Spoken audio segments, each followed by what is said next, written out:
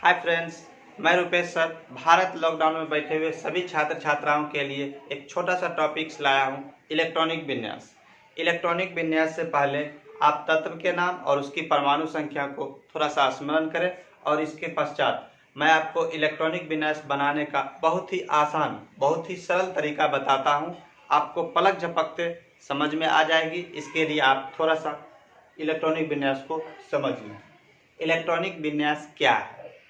तत्वों के परमाणु के विभिन्न कक्षाओं में इलेक्ट्रॉनों के वितरण को इलेक्ट्रॉनिक विन्यास कहते हैं। इलेक्ट्रॉनिक विन्यास को बनाने के लिए हमें उपकक्षा के बारे में जानना अति आवश्यक है। उपकक्षा परमाणुवीय स्पेक्ट्रा में प्राप्त रेखा श्रेणियों के नाम का प्रथम अक्षर, जैसे एस पी डी एफ, ये 4 अक्षर है जिसे हम उपकक्षा के नाम से जानते हैं। एस को पूर्ण रूप से शार्प, पी को प्रिंसिपल, डी को डिफ्यूज, एफ को फंडामेंटल इसके नाम से जाना जाता है।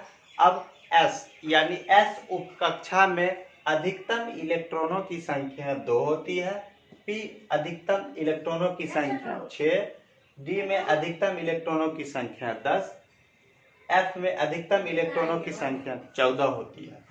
अब हमें ये जानना है इलेक्ट्रॉनिक विन्यास को पूर्ण करने के लिए ऑफ-बाउ सिद्धांत का कुछ ग्राफिक नियम है। इस ग्राफिक नियम के माध्यम से मैं आपको इलेक्ट्रॉन को भरने का सही क्रम बता रहा हूँ।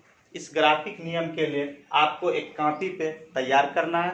वैसे आप इसका स्क्रीनशॉट लेकर भी रख सकते हैं। इसको तैयार करने के लिए इसको एक कॉलम में जैसे 1, फिर दूसरा में 2, 3, 4, 5, 6, 7 इसको सही क्रम में बैठा के, और इसके पश्चात आपको जिसमें 1 लिखे हैं उसमें 1 ही रहने दे, जिसमें 2 लिखे हैं उसमें 2 रहने दे, जिसमें 3 है उसमें 3 रहने दे, जिसमें 4 है उसमें 4 4 4, 5 है तो 5।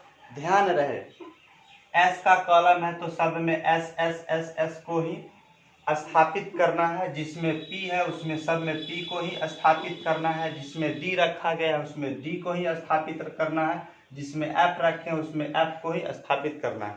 इसके पश्चात ये भी ध्यान रहे 7 यानी 7 के कॉलम में 7 ही होनी चाहिए, 6 के कॉलम में 6 ही होनी चाहिए, 5 के कॉलम में 5 ही होनी चाहिए, 4 के कॉलम में 4 ही होनी चाहिए।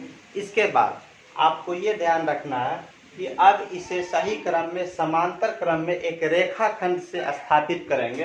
जैसे एक रेखाखंड निकालते हैं, अब इसे एक समांतर क्रम में सजाना है। जैसे इसे एक रेखा खींच दिए और इसके पश्चात जैसे जैसे समांतर रूप से एक रेखा को खींचना है, समांतर रूप से एक रेखा को दर्शाएंगे, समांतर रूप से एक रेखा को दर्शाना है। जैसे ही समांतर रूप से रेखा खींच दिए तो इस समांतर रूप से खींचने के पश्चात इसमें एक ही क्रम में तीर को दर्शाना है। जैसे इधर से तीर स्थापित कर रहे हैं, इधर से तीर स्थापित कर रहे हैं, इधर से तीर स्थापित कर रहे हैं। जैसे ही सब में तीर स्थापित कर दें तो इसके बाद ये हमेशा ध्यान रहे कि सब तीर एक ही ओर आना चाहिए और ये सब एक दूसरे के समांतर क्रम में एक दूसरे के समान दूरी में तैयार हो। कभी कभी क्या होता है जब हम स्टार्ट करते हैं 1s स्टार्ट करने के पश्चात अब हमें जाना पड़ता है 2s, इसके बाद 2p, इसके बाद 3s, इसके बाद 3p, इसके बाद 4s के बाद ठीक आगे 3d।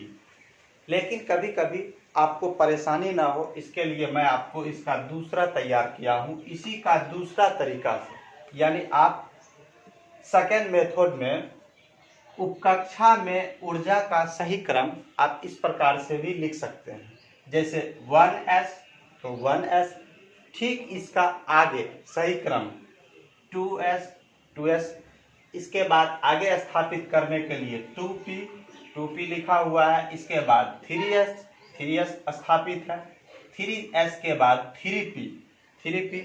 इस तरह से आपको सही क्रम बताया गया है।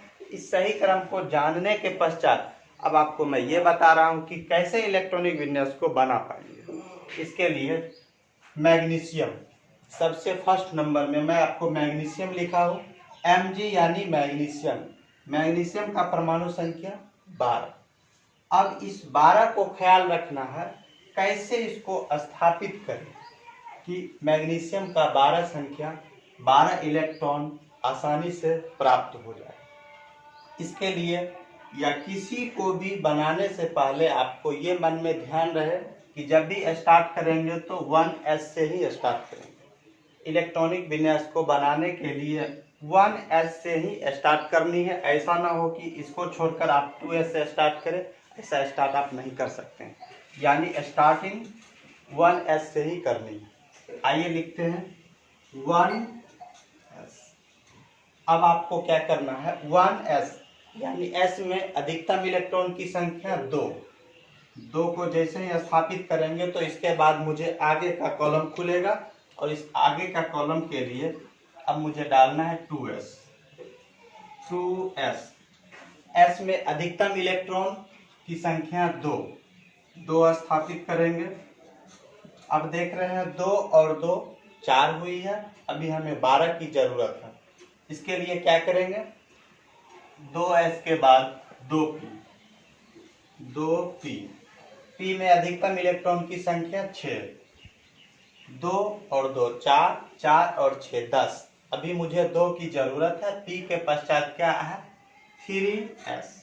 इसमें जैसे ही 2 स्थापित करेंगे देखेंगे 2 2 4 6 10 और 2 12, यानी पूर्ण रूप से बराबर बन चुका है। अब मुझे Zn यानी जिंक के बारे में बताना है। स्टार्टिंग 1s 2, फिर आगे है 2s2, फिर आगे है 2p6, फिर आगे 3s2, फिर आगे 3p6। एक बार देख लेते हैं कितना हुई है, 2 2 4 6 10 2 12 6 18, 3p। इसके बाद 4s2, 18 2 20 हुई है। 4x के पश्चात 3d10। मुझे 30 की जरूरत था, 30 बन चुका है। आप इस तरह से आगे भी बना सकते हैं। जैसे क्या लिखा हुआ है, सिल्वर यानी 47, 1s2, 2s2, 2p6, 3s2, 3p6, 4s2, 3d10। यानी जैसे ही Zn यानी जिंक को हमने लिखा 30 तक बन चुका है। अब 30 के बाद मुझे जरूरत है 47 बनाना। 3d के पश्चात 4p6, p में अधिकतम इलेक्ट्रॉनों की संख्या 6। इसके बाद 5s2, 30 36 2 38। 5s के पश्चात मुझे ये जानना है, 5s के पश्चात 4d10 देने से एक ज्यादा हो जाएगा यानी 9। 47 हो चुका है। एक बार क्यों ना देख लिया जाए, 2 2 4 6 10 2 12 6 18 18 2 20 10 30 36 38 38 और 9 47। आप इस तरह से सीरियल नंबर से परमाणु संख्या के साथ तत्व का नाम लिखें। जैसे hydrogen, helium, lithium, beryllium, boron, और इसका परमाणु संख्या साइड में लिखें।